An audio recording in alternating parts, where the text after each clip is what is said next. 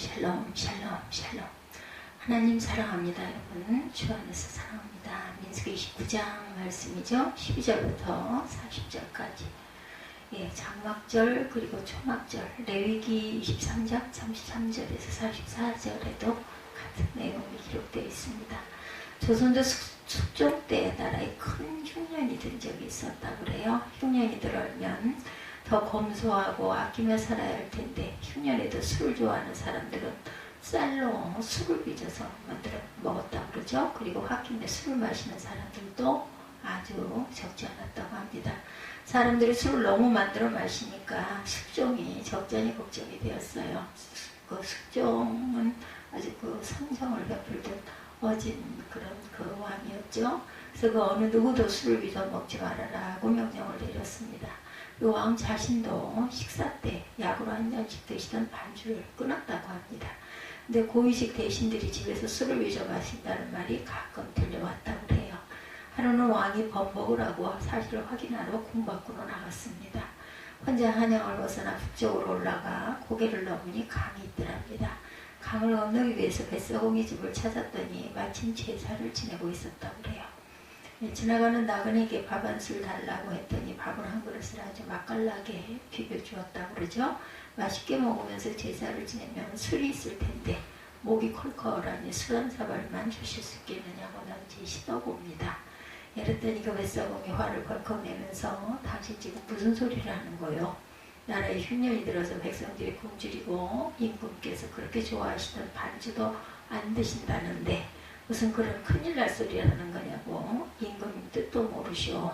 핀잔을 줬다고 그러죠. 그런 말 하지도 말라고.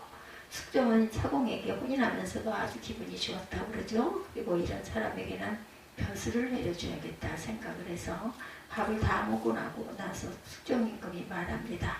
내가 이 강을 건너야 되는데 좀 건너줄 수 있겠소. 사공 흔쾌히 대답을 합니다.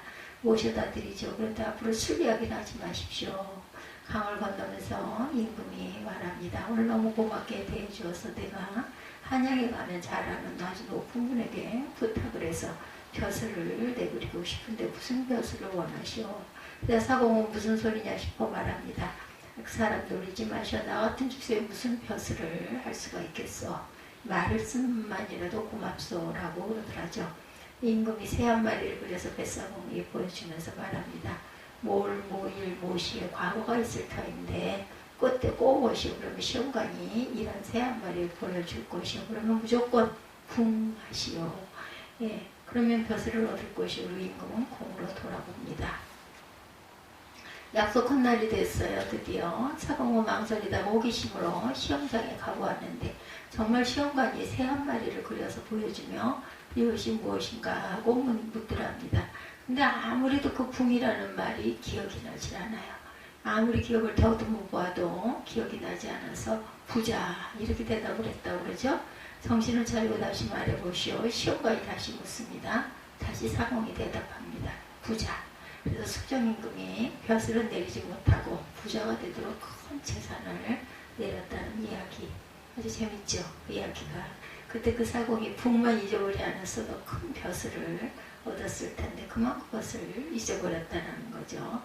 잊지 말아야 할 것은 잊지 말아야 합니다. 여러분들. 그런데 뭐 어쩌겠습니까? 특히나 나이가 들다 보니 더더군다나 자주 잊어버립니다. 내게 큰 기회가 왔다 할지라도 기억해야 할 것을 잊어버리면 그 기회까지 잊어버리고 말죠. 롯의 철을 기억하십니까? 예, 여자는 불심판을 받은 소돔과 고모라를 떠나면서 뒤돌아보지 말아라 했는데 그만 깜빡 잊어버리고 뒤를 돌아보다가 소금 기둥이 되죠. 삼손은 가늠하지 말라는 말을 잊어버리고 가늠하다가 눈이 뽑혀 나갑니다. 아가는 도적질하지 말라는 말씀을 잊어버리고 결국은 돌에 맞아 죽죠. 물건을 훔쳐서 감췄다가 아담은 선악과를 따먹지 말라는 말씀을 잊어버리고 선악과를 따먹고는 인류 전체를 멸망의 길로 몰아넣고 말았어요.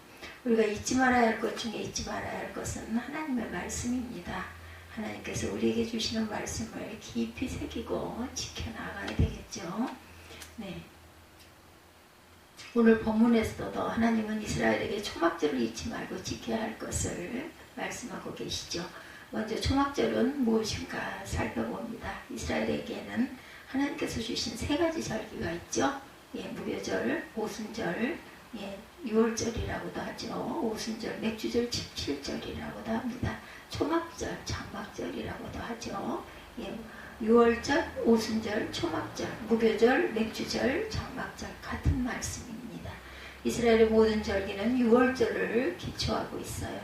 유월절 어린 양의 희생으로 말미암아 그들이 애굽에서 살아나올 수 있었기 때문이죠. 그래서 그들은 하나님께서 주신 약속의 땅으로 들어갈 수 있게 되었어요. 근데 그들은 약속의 땅에 이르기까지 40년을 광야에서 삽니다. 광야의 생활을 다시 반복해 보는 것이 초막절이죠. 일주일 동안 마당에 초막을 짓고 그때 그 광야 때 그때처럼 똑같이 하는 거죠. 그렇게 함으로 자손들에게 유월절의 의미를 반복해서 가르치고 잊지 않도록 경험하게 하는 것이죠. 초막절은 즐거운 절기입니다. 어린 양의 희생으로 말미암아서 하나님의 구원을 경험했기 때문에 즐거운 절기죠. 하나님의 구원을 받아 누리는 자로 즐거워하는 것이 초막절입니다. 요한복음 7장 37, 8절에 보면 예수께서 초막절의 끝날에 이렇게 말씀하죠. 명절 끝날 곧 큰 날에 예수께서 서서 외쳐 가라사대 누구든지 목마르거든 내게로 와서 마시라. 나를 믿는 자는 성경의 이름과 같이 그 배에서 생수의 강이 흘러나리라. 왜 이렇게 선포하셨는가 하면 당시 초막절에 행하는 중요한 예식 중에 한 가지가 매일같이 실로암 못에서 물을 기르와 성전의 제단에 붓는 것이었어요. 그들은 이렇게 함으로 이스라엘이 과거 광야길의 바위에서 터져나 먹고 마셨던 그때 그 물을 상기하는 거죠. 광야 생활을 상기하면서 기뻐하는 것, 그것이 바로 초막절이었습니다. 과거를 기억하며 현재의 축복을 감사하는 곳에 하나님의 풍성하게 하시는 축복이 있습니다. 초막절은 바로 그런 절기죠. 우리도 가끔은 텐트 안에서 살 때가 있어요. 한 주일까지는 텐트 생활도 낭만인데 텐트에서 거의 평생을 살아보라면 아마 못 견딜 거예요. 그렇죠? 이스라엘 민족은 낮이면 그렇게 뜨거운 태양 아래서 밤이면 그렇게 추운 텐트 안에서 40년을 살았어요. 며칠 나가 놀다 들어온 것이 아니죠. 평생을 천막에서 산 사람들. 얼마나 힘겨웠겠습니까? 그들이 툭하면 하나님을 원망했다고 우리가 나무라지만 사실은 우리는 그 상황이 되면 살아남지도 못했을 것 같아요. 고생 끝에 정착해서 집을 짓고 살 수 있는 것은 적과 꼬리우는 터전이 생긴 것입니다. 바로 그 광야의 초막 생활을 기억하고 그곳에서의 놀라운 축복을 감사하는 것이 초막절이죠. 둘째, 초막절을 지키는 것은 광야가 아니라는 사실을 기억해야 합니다. 초막절이 제정된 것은 이스라엘이 광야에 있을 때였지만 그 초막절을 지키는 것은 광야가 아니죠. 진정한 초막절은 가나안 땅에 들어가면서부터 시작이 됩니다. 천막에 살면서 초막절을 지킨 것이 아니고 이젠 끝나버린 초막절을 기념하는 것이죠. 천막 생활을 끝내신 하나님께 감사와 영광과 존귀를 돌려드리는 즐거워하는 절기였다라는 것. 우리가 이후에 하나님 나라에 살 때 그곳에서 지구제를 지키지는 않을까 이런 상상을 해봅니다. 이스라엘이 가나안에 들어가 이전에 광야에서 삶과 생활을 회고하는 초막절을 지킨 것처럼 우리도 이후에 천국에 올라가서 이 땅에서의 삶과 생활을 회고하는 지구절이 있을 것 같은 생각, 상상만 해도 행복하죠. 초막절의 기쁨을 진정으로 누릴 수 있었던 사람들은 과거 광야를 초막의 삶으로 통과한 사람들이었어요.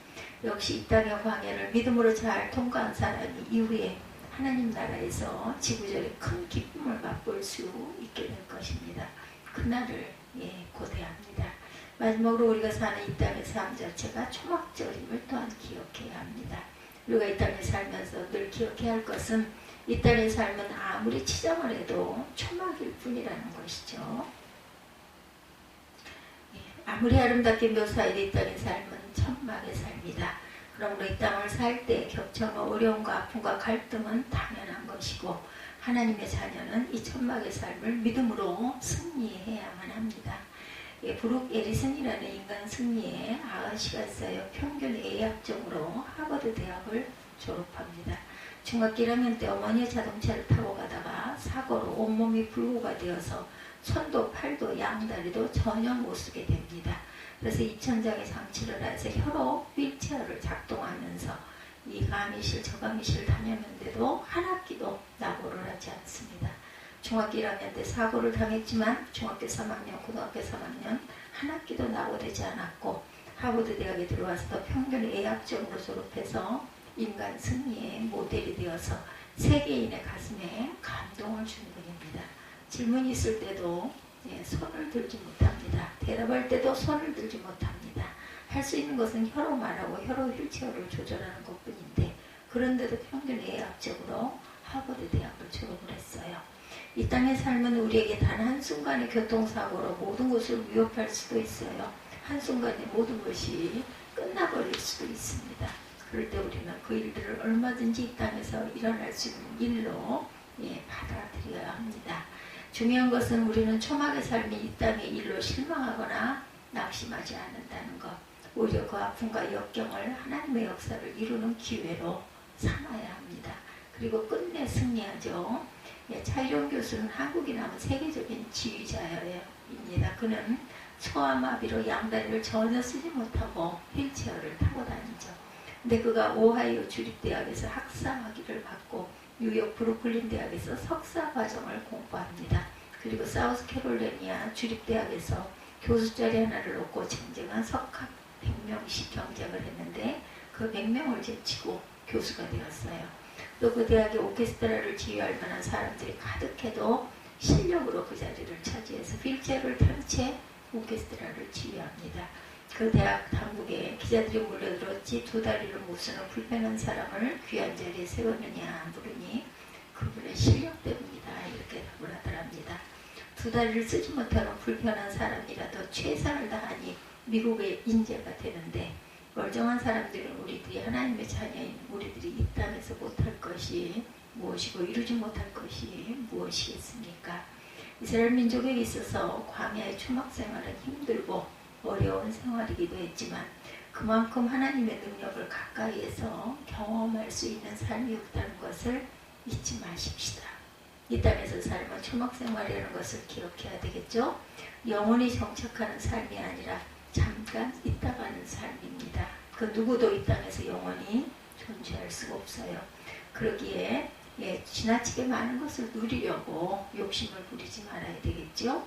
예수께서 한 사람이 두 주인을 섬기지 못할 것이니 혹 이를 미워하며 저를 사랑하거나 혹 이를 중히 여기며 저를 경히 여기니라. 너희가 하나님과 재물을 겸하여 섬기지 못하니라 말씀하시죠. 하나님과 이 땅의 삶을 겸하여 섬길 수 없는 것이라는 것, 양쪽에다 공평한 사랑을 줄 수는 없죠.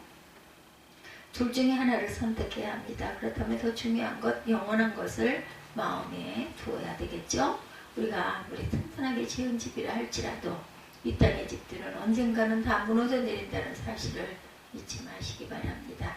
결국은 무너지고 없어지죠. 그렇다면 그것이 천막과 다를 바가 무엇이겠습니까? 집을 잡을 것을 꼭 잡아야 합니다. 그리고 잡을 것이라면 더 중요한 것을 굳게 붙드시기 바랍니다. 오늘 본문의 초막절은 이스라엘에게 주신 말씀이 아니라 바로 지금 우리들을 위한 말씀이라는 것을 기억하시기 바랍니다. 따라서 우리 모두 이 땅에 사는 동안 하나님의 나라를 세우는 일에 쓰임받기를 주님의 이름으로 축복합니다.